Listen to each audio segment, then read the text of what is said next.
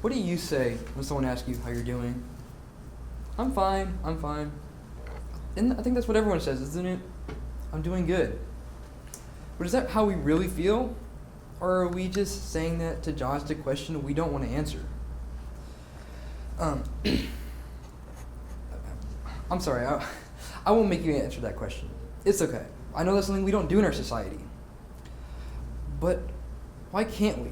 Hey, we don't ask that either. I'm sorry. But the inner turmoil builds as I think. Why can't we? Then my mind drifts back to the sad reality. We all know what happens when we're honest. We get pushed away, ostracized, told our issues are our fault, or even worse, told that we're just doing it for attention. But we could never let that happen, could we?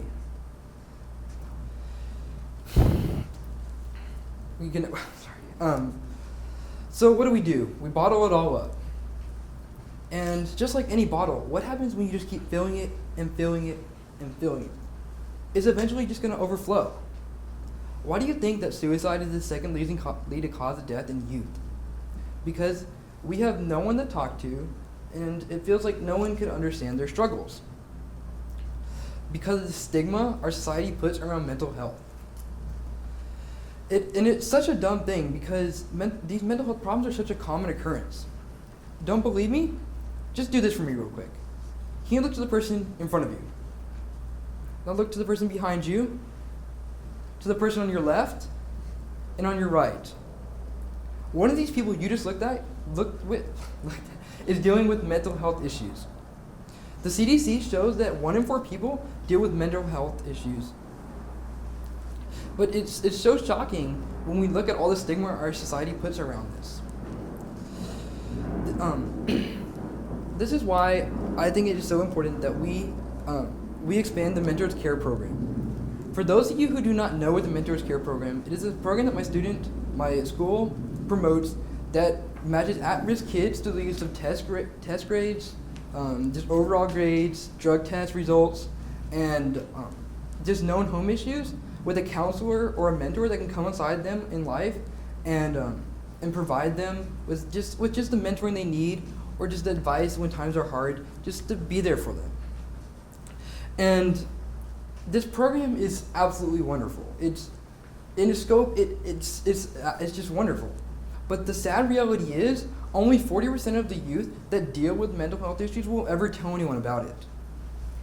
But because of the lack of manpower and resources we have, we're forced to only focus on that 40% and we have to ignore that larger majority of 60%.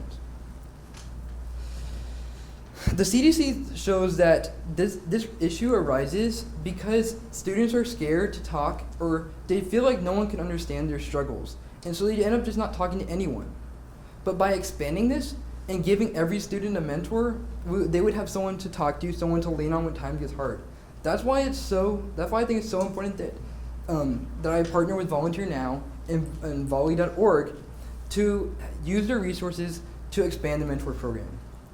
By using their resources, we could get volunteers and qualified volunteers from our community to come in to our school to help these students come alongside them when times are hard, to be almost like a parent figure to some people that may not have that, or kids that have perfect lives, supposedly perfect, like according to our society, just for them to be able to have that what they need, just be able to open up with someone, and